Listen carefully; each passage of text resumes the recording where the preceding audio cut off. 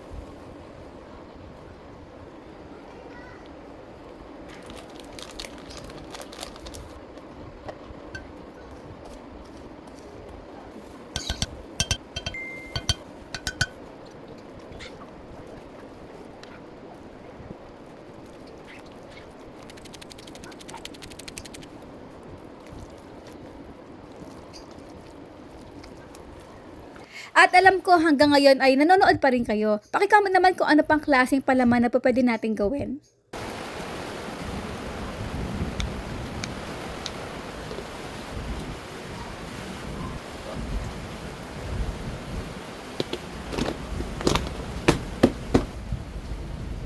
Kain po tayo.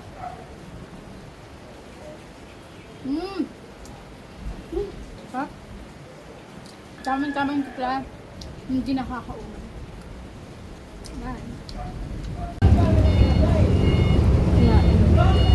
Ha? Lasa ano? Oh, sopas sa Jollibee. Sopas. Sopas ang naging palaman.